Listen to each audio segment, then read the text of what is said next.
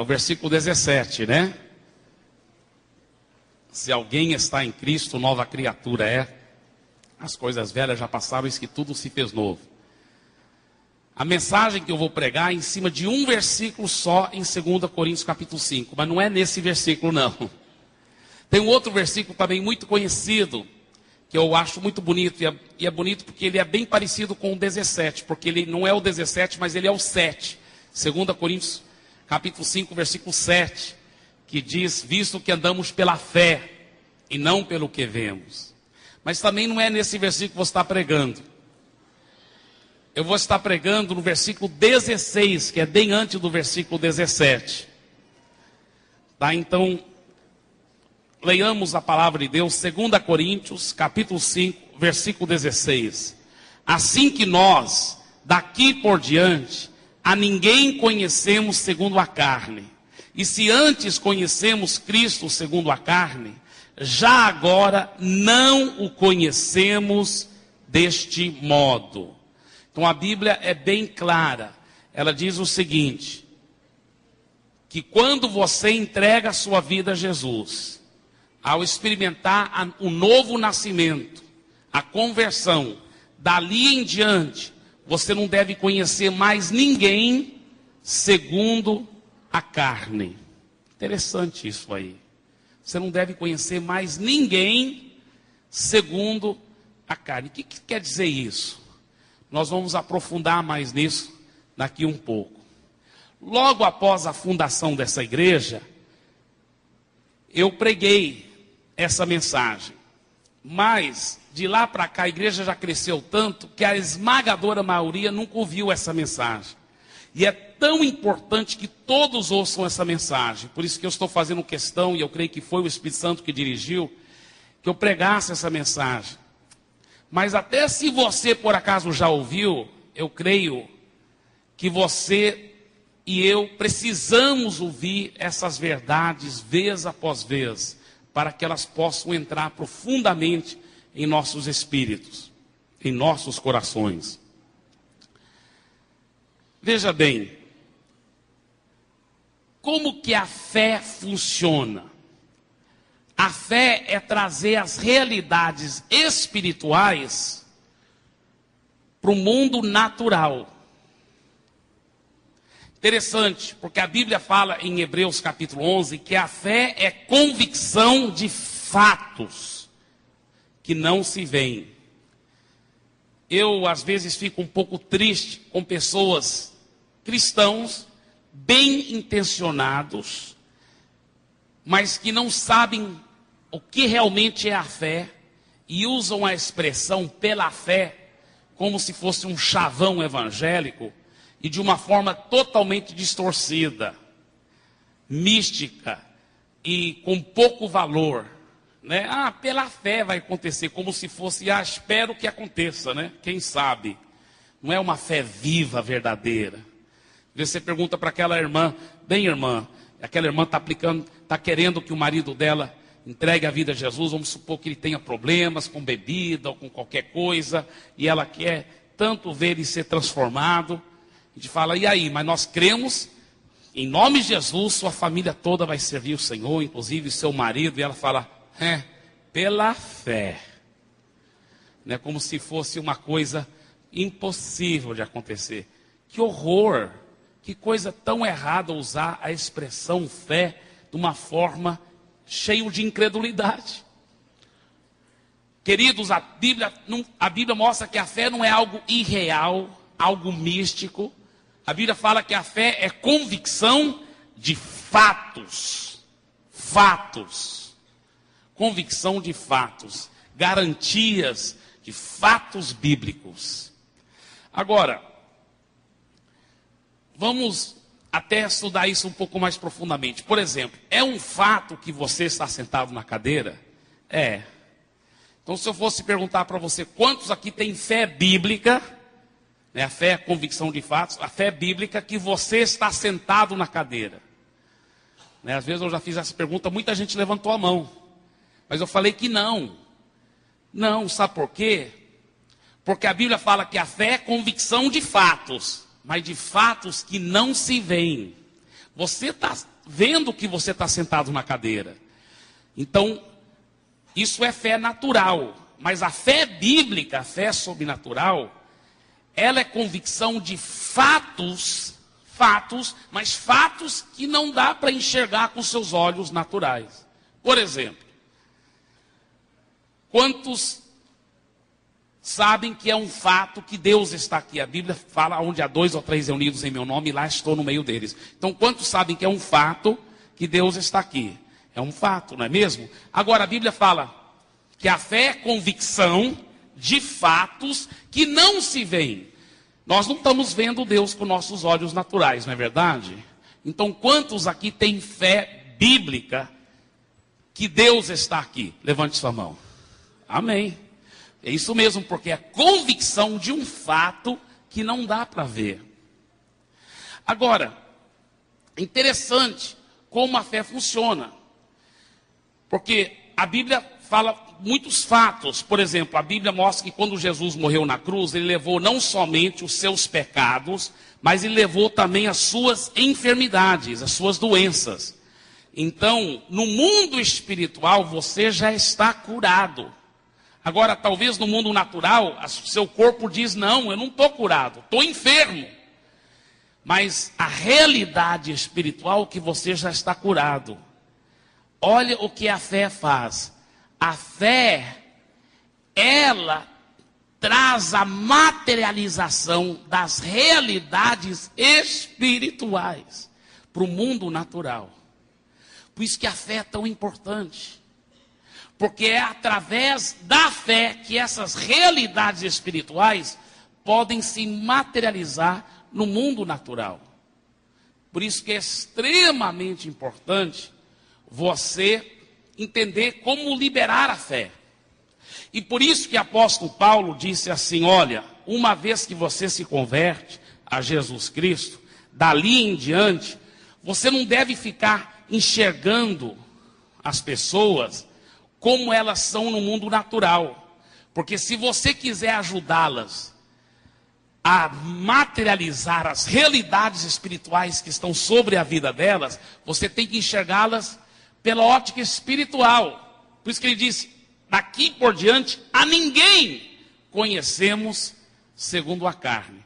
E em cima desta uma frase, em 2 Coríntios 5,16, que eu quero trazer essa mensagem. Assim que nós, daqui por diante, a ninguém conhecemos segundo a carne. Diga ninguém.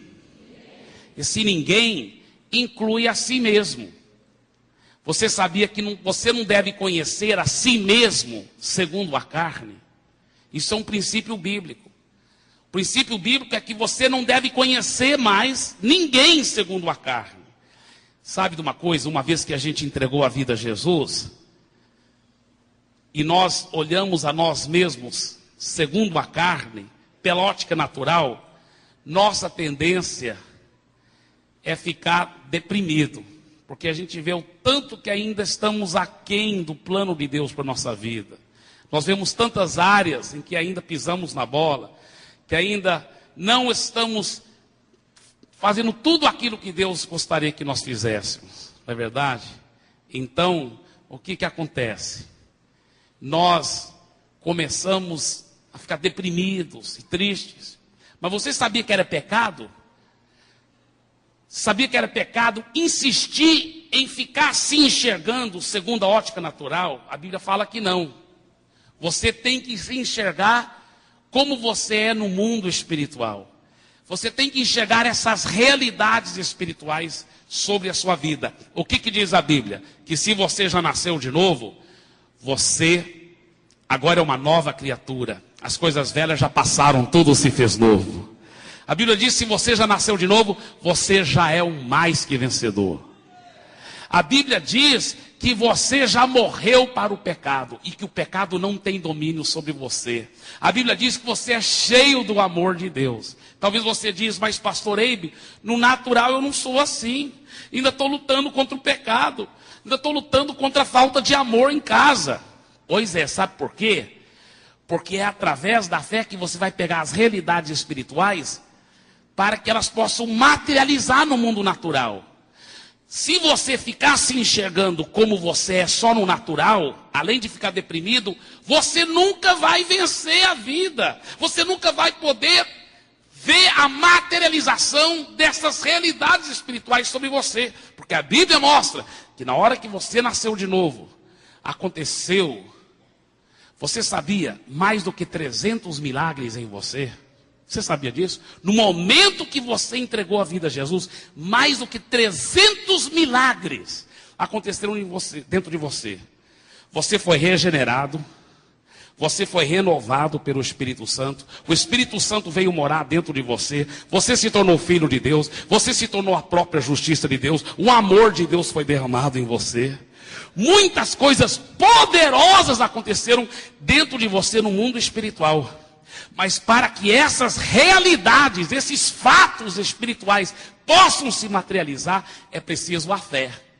E para que a fé funcione, é importante que você tenha a ótica correta. Por isso que o apóstolo Paulo disse, olha, daqui por diante, nós não conhecemos ninguém, nem a nós mesmos mais, segundo a carne. Nós só vemos todas as pessoas, inclusive nós mesmos, pela ótica do Espírito. Pela ótica do Espírito. Muitos já nasceram de novo, mas nós temos que aprender a permitirmos os nossos olhos a nascerem de novo também. Aprendermos a enxergar a nós mesmos e os outros pela ótica correta. Quando você começa a se ver quem você é em Cristo e o que você tem em Cristo, você começa a ter a fé para materializar essas realidades espirituais e a sua vida começa a mudar. Você começa a se apossar dessas verdades e a sua vida muda. Sua vida muda. Alguns pensam que é algo espiritual, que até parece espiritual, parece ser humilde, dizer assim: ó Senhor, sou tão fraco, sou um pecador tão horrível, tem misericórdia de mim. Mas isso não é humildade. Se você já nasceu de novo, isso é uma mentira do diabo. E sabe de uma coisa? Isso é desobediência a Deus. Porque você está insistindo a se enxergar pela ótica natural. E a Bíblia fala, a ninguém conhecemos mais segundo a carne. Esse ninguém inclui a si mesmo. Você não pode ficar se conhecendo segundo a carne. Você tem que se conhecer segundo a ótica do Espírito. Você tem que se ver morto ao pecado, vivo para Deus, transformado na própria justiça de Deus. Não pelos seus méritos, mas por aquilo que Cristo fez por você na cruz do Calvário. Agora, alguém poderia dizer, bem, então, quer dizer que eu não vou mais pedir perdão de qualquer pecado, porque eu vou só ficar me enxergando como eu sou em Cristo. Então, se eu pecar, se eu pisar na bola, eu não tenho que pedir perdão. Não, é claro que tem que pedir perdão se pecou. Só que vai pedir perdão de uma forma diferente. Olha, alguém que se enxerga pela ótica natural, alguém que se vê segundo a carne, quando ele peca, ele fala assim, Senhor, eu sei que eu já me converti, mas olha, eu pequei de novo. Eu tenho um problema mesmo nessa área. É assim que eu sou, Pai. Parece que eu não consigo vencer. Tenha misericórdia de mim. Enquanto alguém que está obedecendo a palavra, no que tange a ótica, alguém que está obedecendo esse versículo que diz, a ninguém mais conhecemos segundo a carne, quando ele peca, olha como ele pede perdão, é bem diferente. Ele pede perdão assim. Ele diz, olha, Pai, eu pequei horrivelmente, me perdoe. Mas eu não pequei só porque eu cometi aquele ato pecaminoso. Eu pequei porque eu não estava assumindo a minha nova identidade. Eu pequei por não assumir a realidade espiritual de quem eu realmente sou. Então eu te peço perdão, ó Pai, porque eu não tomei posse, porque eu sei que no mundo espiritual eu já sou mais que vencedor. Eu já morri para o pecado não tem mais domínio sobre mim, em nome de Jesus. Você está entendendo? É uma diferença tão fundamental, queridos. Uma vez que você começa a ter revelação disso, sua vida muda. Sua vida muda, porque você começa a se enxergar em Cristo Jesus e Cristo é em você. Agora, como que você vai poder ter essa ótica correta? Como que você vai poder se enxergar no mundo espiritual da forma que Deus quer? É pela palavra. Por isso que é importante conhecer a palavra. Por isso que é importante meditar na Bíblia. Ler a Bíblia constantemente em casa. Eu tiro o meu tempo com Deus. Eu conheço muito da Bíblia, mas eu continuo lendo. Eu tiro o meu tempo com Deus. Fora o tempo que eu tiro para preparar mensagem, essas coisas, eu tiro o tempo só para me alimentar, só para orar, só para ler a Bíblia. Porque eu preciso constantemente estar renovando a minha mente com a palavra de Deus. Todo cristão deve fazer isso. Deixa eu falar uma coisa para você. Lá em Tiago, primeiro capítulo, está escrito o seguinte. No primeiro capítulo, versículos 23 em diante, ele fala assim: porque se alguém é ouvinte da palavra e não praticante, assemelha-se ao homem que contempla num espelho o seu rosto natural, pois a si mesmo se contempla. Diga, irmãos, a si mesmo se contempla. Aí ele diz, olha, e se retira, e para logo se esquece de como era a sua aparência. Diga, logo esquece de como era a sua aparência. Existe algo muito profundo que muitas pessoas nunca tiveram revelação ainda nesse texto aqui. É muito profundo isso. Sabe o que ele está dizendo? Ele está dizendo o seguinte, que a Bíblia é um espelho para você ver a sua nova identidade em Cristo Jesus. Deixa eu explicar. Eu já ouvi pessoas pregando e dizendo que a Bíblia era um espelho para você olhar e você ver seus defeitos espirituais, para você se endireitar. Mas você sabia que em nenhum lugar no Novo Testamento a Bíblia é usada como espelho para ver seus defeitos? Todo lugar ela ensina que a Bíblia é usada como espelho, não para ver seus defeitos, mas para ver sua nova identidade em Cristo. E ele fala que a pessoa que não consegue praticar a palavra de Deus é como alguém que olha no espelho, vê a sua nova identidade, olha só, sou mais que vencedor, olha, sou cheio do amor de Deus, mas ele vai embora e logo esquece da sua aparência. Por isso que ele não dá conta de praticar a palavra, porque ele esquece da nova identidade que ele tem em Cristo Jesus. E eu vou te falar uma coisa, meu irmão, minha irmã. O cristão que não se mantém ciente da sua nova identidade, que não tem revelação da sua nova identidade, ele logo cai na derrota, vez após vez, porque ele logo esquece da sua verdadeira aparência em Cristo Jesus. Ele logo esquece da sua verdadeira identidade em Cristo Jesus. Isso é muito importante. Eu inventei uma pequena história que eu uso para ilustrar isso melhor. Essa história que eu inventei, ela acontece numa vila ribeirinho, lá no meio da Amazônia. Deixa eu até abrir um parênteses e contar um pouco para vocês, sobre o que acontece na Amazônia. Porque a Igreja da Paz, ela trabalha muito na Amazônia, por isso que chama paz. Paz com Deus, paz uns com os outros, mas paz também quer dizer PAZ, Projeto Amazônia. Eu não sei se você sabe disso, mas tem milhares de vilas, pelo menos 40 mil vilas e cidadezinhas no Ribeirinho, de fala portuguesa. Não estou falando dos índios não, estou falando de brasileiros, que estão esquecidos por quase todo mundo, abandonados. Tem vilas ribeirinhas que leva dias e dias e dias de barco só para chegar lá. E esse povo é tão explorado às vezes por comerciantes gananciosos, maldosos. Às vezes o comerciante vai lá no barco dele e troca 1 quilo de sal, meio quilo de sal, por um grande saco de farinha. Olha só, você sabe que farinha dá um trabalho para plantar mandioca, para ralar mandioca, para queimar aquilo, para assar aquilo. Eles são muito sofridos. Muitas vezes eles morrem de doenças tão banais, porque não tem nem os primeiros socorros lá. Não tem nada, são abandonados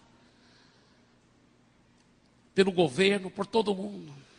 Então a Igreja da Paz tem entrado nessas comunidades. Nós temos mais do que 500 igrejas na Amazônia, mais do que 500. E a maioria delas é lá nos ribeirinhos. E nós temos mais do que 80 barcos fazendo um trabalho de evangelismo. E esses barcos levam equipe de médicos, de dentistas. Nós furamos poço para eles poderem ter água potável. É muito bonito o que acontece. Nós treinamos um auxiliar da saúde e damos remédio para eles poderem cuidar das pessoas lá nessas comunidades carentes. É tão lindo o que está acontecendo. É tão bonito. Mas isso é só pano de fundo histórico para a história que eu inventei. Vamos supor numa vila dessa, lá isolada, tão longe, tão isolada, que nem espelho não tinha nessa vila. E lá nessa vila tem uma jovem, isso é uma história que eu inventei, viu, irmãos? Tem uma jovem muito, muito bonita, mas muito bonita mesmo. Muito linda, quase tão bonita como minha esposa. Agora isso seria impossível, né? Mas muito bonita mesmo. E essa jovem, muito linda, ela já cresceu com a mãe, com todo mundo falando que ela era bonita. Ela mesma nunca tinha se visto no espelho, mas todo mundo diz que ela é bonita e ela acredita.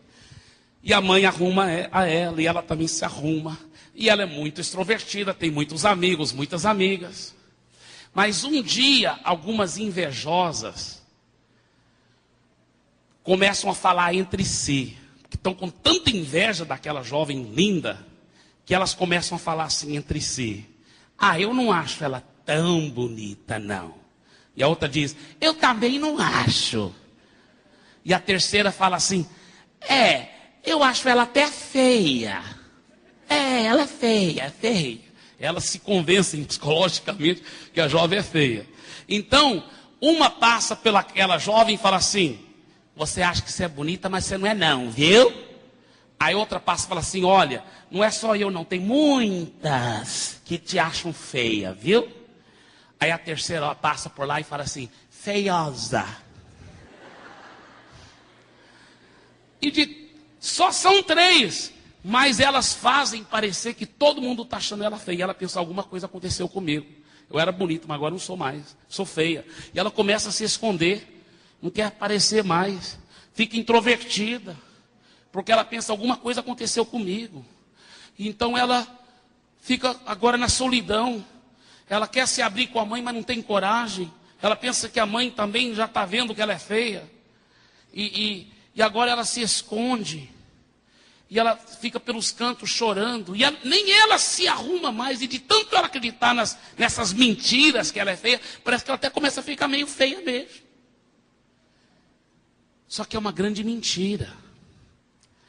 E um dia ela está chorando à beira de um lago, e o sol está batendo de uma forma assim, perfeita para causar um reflexo. E ela está numa pedra que sobressai por cima do lago. E não tem nenhum vento. Então o lago fica igual um espelho. E por acaso, ela olha para dentro da água. E ela vê um rosto com afeições perfeitas, lindas, um rosto lindo. Ela pensa que é o reflexo de outra pessoa que está por detrás dela. Ela olha atrás, mas não tem ninguém lá. Ela olha de novo na água. E ela vê que é o reflexo do próprio rosto dela. E ela diz: meu Deus, eu sou linda. Estavam mentindo para mim. Aí a ficha cai, ela entende, eram as invejosas. Eu sou bonita mesmo. Olha como estavam mentindo para mim. E ela se arruma. E ela começa a ter coragem agora de conversar mais com as pessoas. E de sair daquela introversão. E ela começa a ser extrovertida de novo. E cheio de alegria. E cheio de amigos e amigas. E às vezes as invejosas ainda tentam, porque elas ficam desesperadas, porque vejam que aquela jovem está bonita, está linda, está extrovertida. Então passam por ela e falam assim: feiosa. Só que dessa vez não funciona, porque qualquer dúvida ela vai correndo de volta para o lago, lá na pedra. E olha, não sou feia não, ainda sou bonita. Ainda sou bonita. Agora, no mundo espiritual, o que é isso? Deixa eu explicar. Quando você nasceu de novo, Quando você entregou a vida a Jesus, irmãos, isto é a realidade espiritual. A Bíblia mostra que mais do que 300 milagres aconteceram dentro de você. Você se tornou a própria justiça de Deus. A Bíblia fala que você se tornou filho de Deus. A Bíblia diz que Jesus antes era chamado o unigênito filho de Deus, o único filho de Deus. Agora ele se chama o primogênito filho de Deus, quer dizer, o primeiro entre muitos irmãos. Porque depois de Jesus morrer e ressuscitar, ele abriu o caminho para que muitos outros pudessem ser regenerados. E você nasceu de novo, das trevas para a luz, não pelos seus méritos, mas pelos méritos do sangue de Jesus que foi derramado na cruz. Você é uma nova criatura. Você é a perfeição de Deus, não pelos seus méritos, mas o sangue de Jesus te purificou de todo o pecado. Fez você uma nova pessoa. E os demônios têm inveja de você. Esses anjos que foram expulsos do céu por causa da rebelião, esses demônios, eles sabem que o lugar que eles tinham já está reservado para você, um lugar de glória. E eles têm um dor de cotovelo tremendo. Eles têm inveja de você. Então eles passam por você e falam assim: crente derrotado. O outro passa e fala assim: você é feioso espiritualmente. Outro passa e fala assim: você nunca vai ter uma família feliz. Outro passa: você nunca vai ser grandemente usado por Deus. Você nunca vai ser um grande líder de célula. Você nunca vai ser uma pessoa vitoriosa. Olha as mentiras que esses demônios invejosos estão jogando em você. E sabe o que a gente vem para a igreja fazer? Sabe o que eu faço na igreja? Sabe o que é? Eu estou levantando um grande espelho quando eu prego a palavra de Deus. Eu estou levantando o espelho da palavra. E estou te mostrando quem você é em Cristo. Que você já é o mais que vencedor. Que tudo você pode naquele que te fortalece. Estou mostrando a sua verdadeira identidade em Cristo Jesus. Aleluia! E eu tenho boas notícias para você, porque você já viu como você, quando você se olha no espelho, quando você ouve uma palavra dessa, você sai daqui falando: meu irmão, eu vou vencer, maior é aquele que está em mim do que aquele que está no mundo, Jesus mora em mim. Mas aí vem segunda, terça, quarta, e os demônios mentindo. Eu tenho boa notícia: você não tem que esperar até domingo para olhar no espelho de novo. Você pode levar um espelho com você. Qualquer coisa você vai correndo, olha no espelho e fala: não, eu sou quem a Bíblia diz que eu sou. Eu tenho o que a Bíblia diz que eu tenho. Eu posso o que a Bíblia diz que eu posso. Todas as coisas. Oh, glória a Deus. Agora, veja bem. Tem um outro texto que fala de espelho também na Bíblia. É um texto muito interessante. 2 Coríntios capítulo 3, versículo 18. Só que aqui, ele mostra, em 2 Coríntios 3, 18, que o segredo de você ser transformado de um nível de glória para outro nível de glória, é você ficar contemplando no espelho a glória do Senhor. Você vai ficar contemplando no espelho da palavra de Deus a glória do Senhor. Eu comecei a meditar nisso, nesse texto, 2 Coríntios 3, 18, que diz assim: todos nós com o rosto desvendado, contemplando como por espelho a glória do Senhor, somos transformados de glória em glória na sua própria imagem, como pelo Senhor Espírito. Eu falei: Deus, tudo bem, o segredo é ficar olhando no espelho e não tirar os olhos do espelho e ficar contemplando, e eu vou ser transformado de glória em glória até chegar à imagem de Jesus. Que coisa linda. Mas Deus, me ajuda a entender isso aqui. Como que diz que ao olhar no espelho eu vou ver a glória do Senhor, eu vou ver a face de Deus? Eu não estava entendendo isso. Aí Deus me revelou. Quando você olha no espelho, o que você vê quando você olha no espelho? Você vê a sua própria imagem, não é mesmo? Você não vê a sua avó, nem a sua tia. Você vê a si mesmo. Por que ele fala que eu vou ver a glória do Senhor e eu vou ver o rosto de Deus quando eu olhar no espelho? Sabe por quê?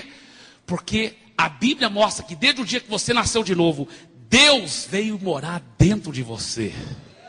Jesus mora dentro de você. Quando você olha no espelho da palavra, você vai ver Jesus lá dentro de você. Você vai ver o rosto de Deus. Você vai ver a glória de Deus. Por isso que ele diz em Colossenses 1, 27: Cristo em vós a esperança da glória. Que coisa maravilhosa, que coisa fantástica. A Bíblia diz em 1 João capítulo 4, versículo 4, maior é aquele que está dentro de você do que aquele que está no mundo. Mas nesse mesmo capítulo, 1 João capítulo 4, versículo 4, tem um outro versículo que eu quero mostrar para vocês. 1 João capítulo 4, versículo 17. Olha o que ele diz. 1 João 4, 17. Nisto é em nós aperfeiçoado o amor, para que no dia do juízo mantenhamos confiança. Pois segundo ele é, também nós somos neste mundo. Eu me lembro muitos anos atrás, eu era solteiro, estava fazendo faculdade lá nos Estados Unidos, e eu estava estudando a Bíblia, estudando no meu tempo sozinho com Deus.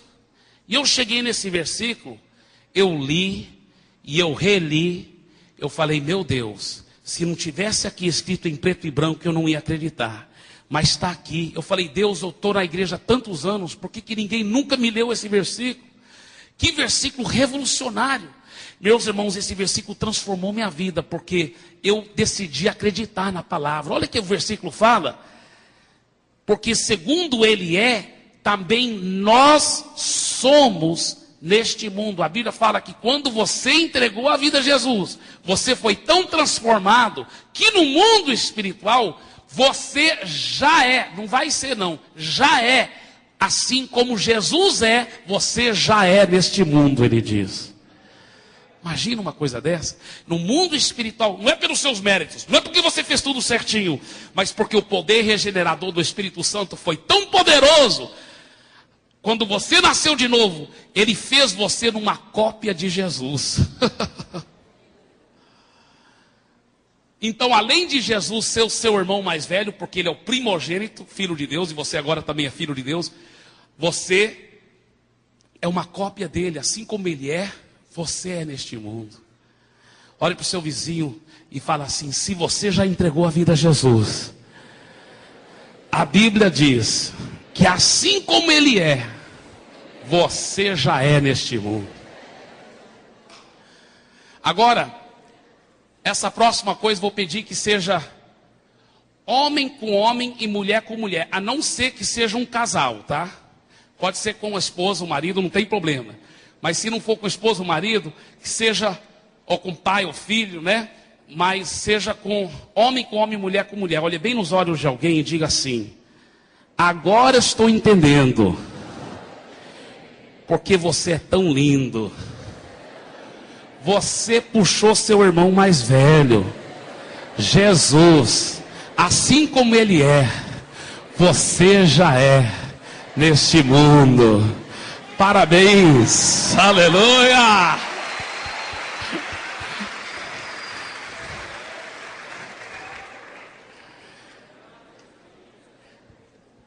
Em segundo lugar, nós não devemos conhecer os nossos irmãos em Cristo segundo a carne. Voltando para o nosso texto, ele diz em 2 Coríntios 5,16, porque daqui adiante, assim que nós daqui por diante, a ninguém conhecemos segundo a carne. Esse ninguém inclui os nossos irmãos em Cristo. A Bíblia mostra que você não deve conhecer seus irmãos em Cristo segundo a carne. Interessante isso. Sabe, irmãos, muitos não têm obedecido essa palavra e têm olhado para os irmãos em Cristo segundo a ótica natural. E sabe que é fácil ficar deprimido também se você olhar para os seus irmãos em Cristo segundo a ótica natural, porque você vai ver os defeitos deles, as falhas. É fácil não somente ficar deprimido, mas até ficar crítico, cínico, descrente, se você desobedecer a palavra. Por isso que a Bíblia fala que daqui por diante, a ninguém se deve conhecer segundo a carne. Você deve conhecer seus irmãos em Cristo segundo a ótica espiritual. Você deve enxergá-los como eles são em Cristo também. Você deve enxergá-los pela ótica espiritual. Isso é muito sério. quando a pessoa insiste em desobedecer a Bíblia e ficar vendo os irmãos segundo a ótica da carne, é fácil não somente se tornar uma pessoa crítica, cínica, mas até é fácil se tornar suscetível às mentiras do diabo e começar a acreditar o pior das pessoas. E logo essa pessoa fica tão doente espiritualmente que até onde não tem defeito, ela começa a enxergar defeito. A realidade é essa. Até onde não tem defeito. De tanto ela acostumar em só ver defeitos. Ela chega ao ponto de até enxergar defeito, até onde não tem defeito. Uma pessoa doente espiritualmente como assim, se ela chegar aí para o céu, até no céu ela iria ver defeito. Até no céu ela ia ver falhas. Por quê? Porque é doença. Isso é uma doença espiritual. A Bíblia fala que os nossos olhos são a janela do nosso corpo. E a Bíblia fala, se os olhos forem bons, todo o corpo fica cheio de luz. Mas se os olhos foram maus e vemos sempre defeitos nas pessoas, o corpo fica cheio de trevas. E onde há trevas, há engano. O diabo engana a pessoa. O diabo leva ela para opressão. E onde há trevas, esconderijo de demônios. Por isso, irmãos, o apóstolo Paulo diz, inspirado pelo Espírito Santo, é pecado eu enxergar meu irmão segundo a carne. Daqui em diante, a ninguém conhecemos segundo a carne. Eu me lembro que quando eu era pequeno, né, eu comecei a aprender a ler e eu comecei a ler a Bíblia. E na minha falta de conhecimento da Bíblia como um livro inspirado pelo Espírito Santo, eu lia os escritos do apóstolo Paulo e eu achava que o apóstolo Paulo talvez tinha um problema com orgulho. Porque eu lia versículos como, por exemplo, 2 Coríntios 2,14. O apóstolo Paulo, descrevendo lá pelo Espírito Santo, ele disse: graças, porém, a Deus, que em Cristo sempre nos conduz em triunfo e manifesta através de nós a fragrância do seu conhecimento em todo lugar. Tudo posso naquele que me fortalece, Filipenses 4,13. Romanos 8,37. Em todas essas coisas somos mais que vencedores. Aí eu falava, acho que o apóstolo Paulo está um pouco orgulhoso, né? Mas depois o Espírito Santo foi me mostrando que não era orgulho. Ele estava sendo simplesmente honesto com quem ele era em Cristo. Ele estava insistindo em se enxergar, não pela ótica natural, mas pela ótica espiritual. Por isso que o próprio apóstolo Paulo disse, a nossa suficiência é de Cristo. Porque sem Cristo nós seríamos nada. Mas com Jesus que nós somos tudo. E eu comecei a entender isso. E aí eu vi como o apóstolo Paulo enxergava os outros também. Por exemplo, Romanos 15,14.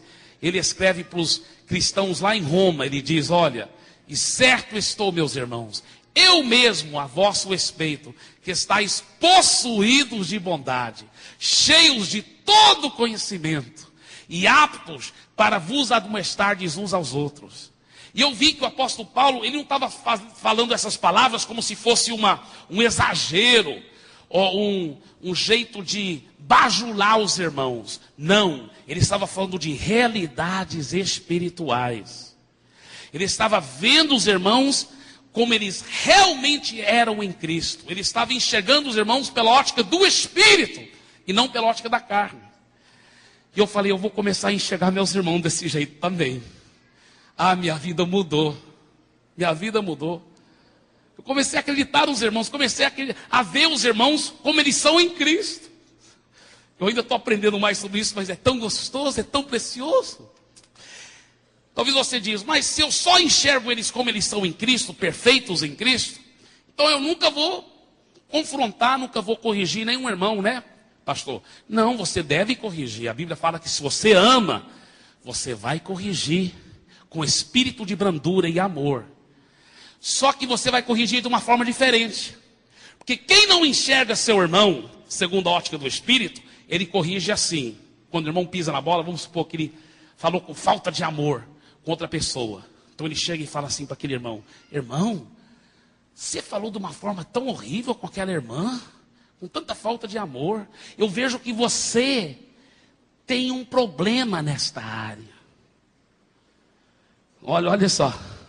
Eu vejo que você tem um problema nessa área, que você tem que orar para Deus te mudar, meu irmão, porque você tem um problema nessa área, você age assim com as pessoas, que coisa feia. Agora, alguém que enxerga as pessoas segundo a ótica do Espírito, ele já corrige diferente. Ele fala assim: irmão querido, naquela hora que você falou com falta de amor, aquele um momento que você falou com falta de amor com a irmã,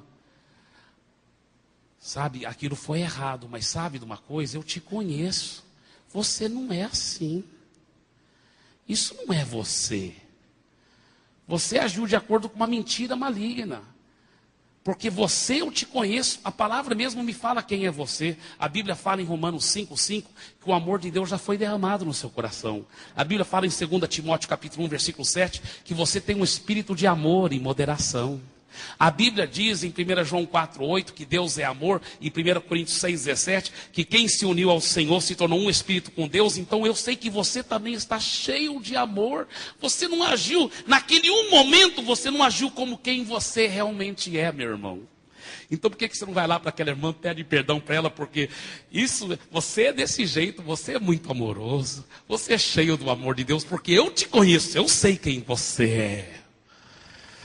Olha a diferença que faz. Olha a diferença que faz. Um está insistindo em enxergar pela ótica da carne, desobedecendo a Bíblia. Mas a Bíblia fala: a ninguém conhecemos segundo a carne. Então o outro está obedecendo. Está falando: eu não vou conhecer mais esse irmão segundo a carne. Eu vou só conhecê-lo segundo o Espírito. E até quando corrige é diferente. Não é bonito isso? Isso faz uma diferença revolucionária. Revolucionária. Terceiro e último, nós não devemos conhecer as pessoas que ainda não se converteram segundo a carne. Eu me lembro quando Deus primeiro me deu essa mensagem, eu fiquei encantado, porque esse versículo, quantas vezes eu tinha lido esse versículo, que daqui por diante a ninguém conhecemos segundo a carne, mas uma vez o Espírito Santo fez assim: meu filho, olha o que eu estou dizendo. Eu falei: que coisa linda. Ele me deu os primeiros 2 pontos. Nós não devemos conhecer nós mesmos segundo a carne. Nós não devemos conhecer nossos irmãos em Cristo segundo a carne. Aí ele me deu o 3º ponto. Nós não devemos conhecer as pessoas do mundo segundo a carne. E eu, na minha pouca sabedoria, argumentei com ele. Falei: não, Deus, isso não está certo. Porque as pessoas que ainda não se converteram, elas não se converteram ainda. O milagre do novo nascimento não aconteceu nelas. Eu tenho que enxergá-las como elas são: pecadoras, não nascidas de novo, não regeneradas. Ele disse: meu filho, olha de novo o que o versículo diz. Assim que nós, daqui por diante, a ninguém conhecemos segundo a carne. Ninguém quer dizer ninguém. Inclui as pessoas do mundo também. Eu falei: Deus, então me revela mais. Por que diz ninguém? E ele me levou no mesmo contexto. 3 versículos mais embaixo. Olha só, versículo 19. Olha só, versículo 19. A saber, que Deus estava em Cristo reconciliando consigo o mundo, não imputando aos homens as suas transgressões. Olha o que ele diz. Ele diz que quando Jesus morreu na cruz, ele reconciliou com Deus o mundo todo, e que Deus não está imputando aos homens mais os seus pecados, as suas transgressões. Essa palavra imputar é uma palavra erudita que quer dizer colocar na conta de, ou cobrar. Deus não está cobrando dos homens mais os seus pecados. Quanto mais Deus me deu revelação disso, mais atônito eu fiquei, irmãos. Minha vida foi revolucionada. Sabe o que esse versículo está dizendo? Que Deus não está cobrando de nenhum homem mais os seus pecados. Por quê? Porque Jesus já foi castigado pelos pecados da humanidade toda. Olha só, queridos, prestem bem atenção. Quando Jesus morreu na cruz, ele foi o único ser humano perfeito que podia morrer por nós, os imperfeitos. E a Bíblia mostra que Deus pegou todos os pecados, desde Adão até, escuta bem, até os pecados da última pessoa que ainda vai nascer antes do fim do mundo. Porque Deus não é limitado pelo tempo. Deus é acima do tempo. Então ele pegou todos os pecados de todo ser humano, desde Adão até o último ser humano que ainda vai nascer. E Deus pegou todos esses pecados e colocou esses pecados dentro de Jesus. E aí Deus castigou esses pecados por mim e por você. Você sabia que no corpo glorificado de Jesus, aquelas marcas dos cravos vão ficar para todo sempre? Quando eu e você ganharmos o nosso novo corpo, se você tiver uma cicatriz, tiver um braço amputado, lá no céu não vai ter cicatriz nenhuma. Mas no corpo de Jesus, aquelas marcas dos cravos vão ficar por toda a eternidade. Sabe por quê?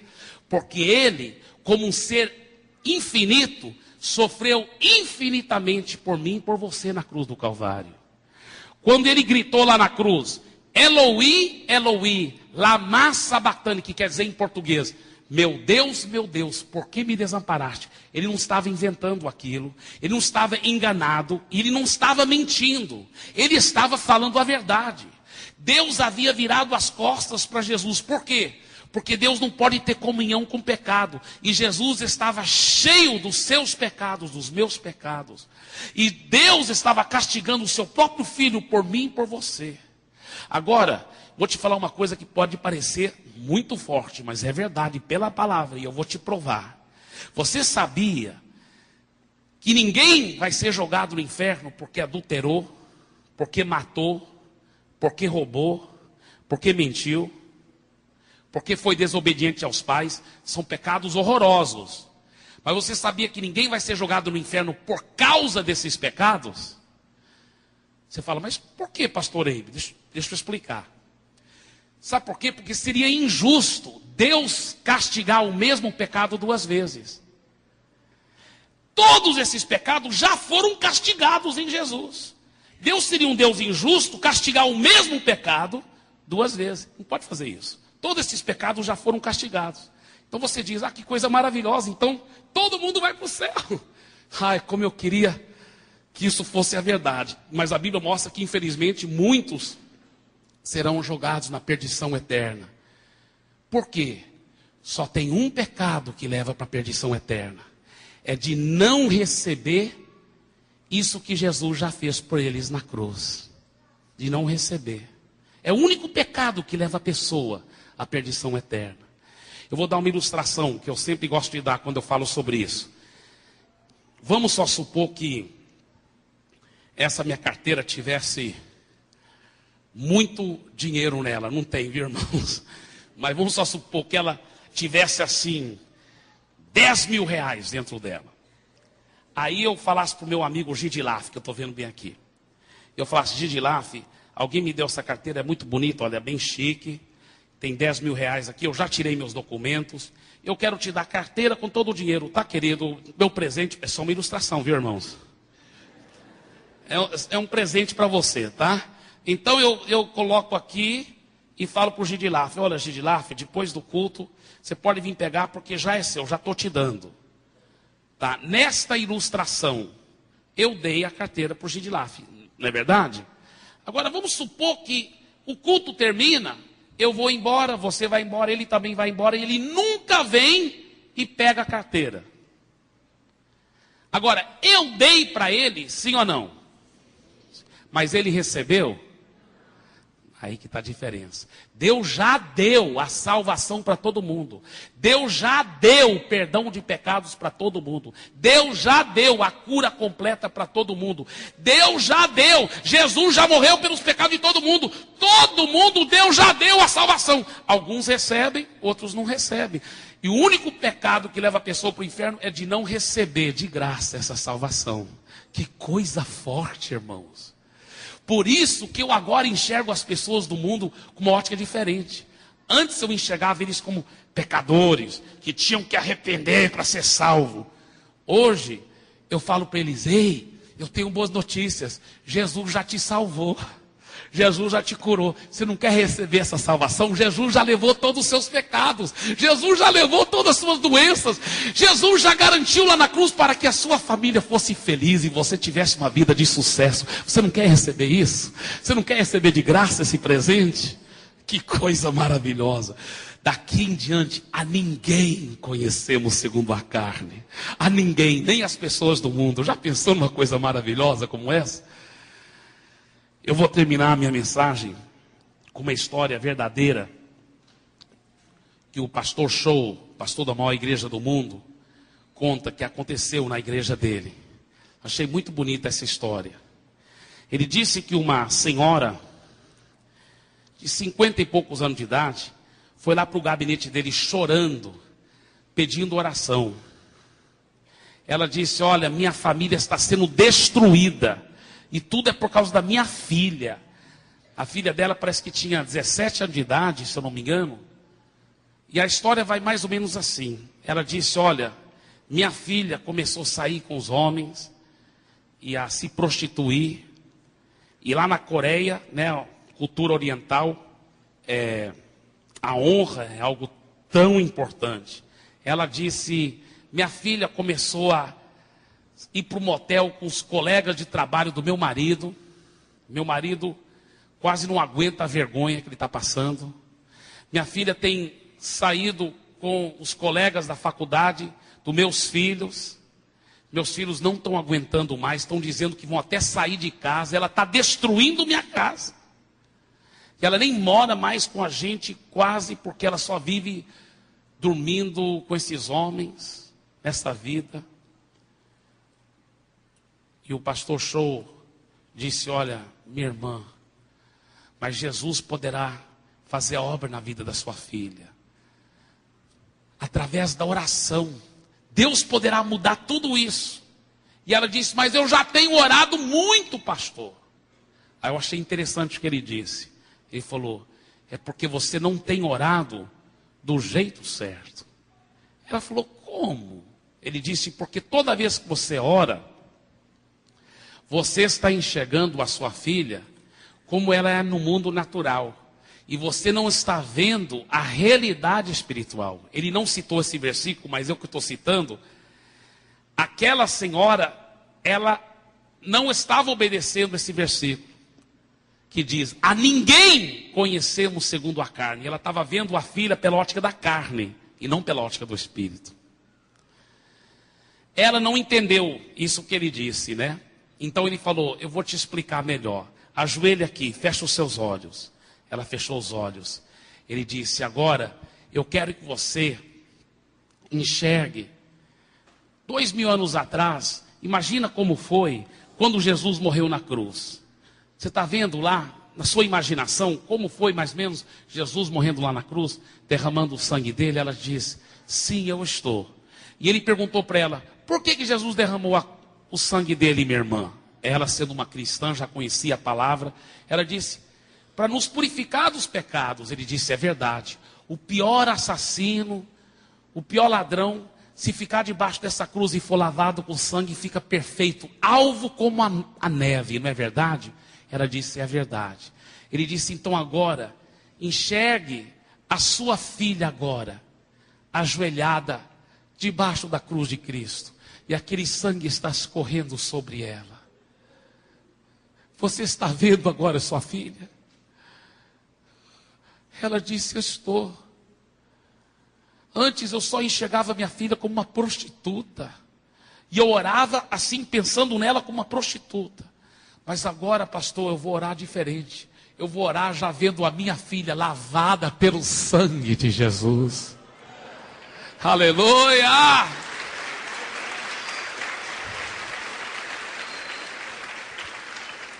Ele falou: então vamos orar, fica com essa imagem aí da sua filha lavada pelo sangue de Jesus, vamos orar. Ele falou: agora todo dia você vai ajoelhar e ver a sua filha lavada pelo sangue de Jesus e orar assim. Irmãos, passou pouco tempo, depois que ela começou a orar dessa forma bíblica, enxergando pela ótica do Espírito. Sabe o que aconteceu? A filha uma manhã acordou no motel, o homem já tinha ido embora.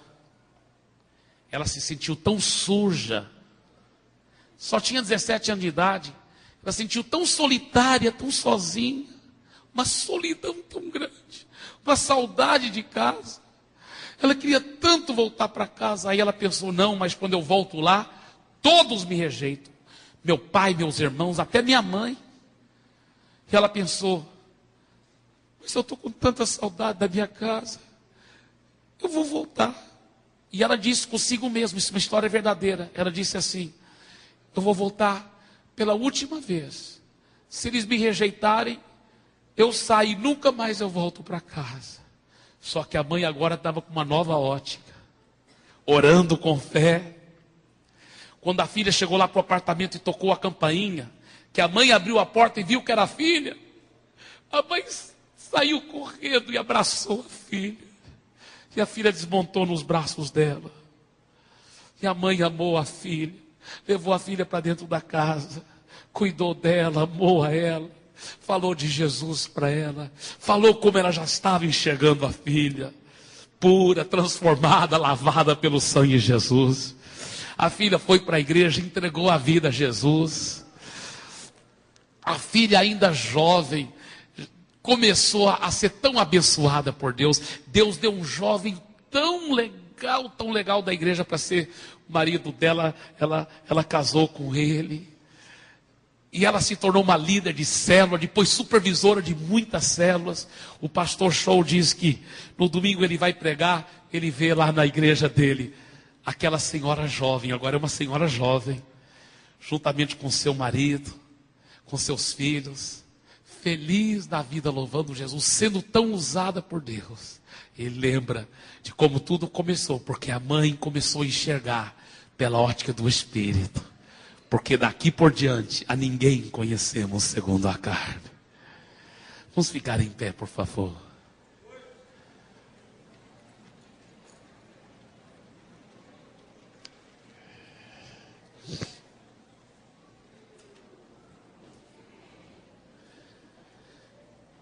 Nós temos pouquíssimos minutos antes do final desse culto. Mas eu quero fazer uma oração muito, muito importante agora no final desse culto. Essa oração é para aquelas pessoas que querem entregar a sua vida totalmente a Jesus.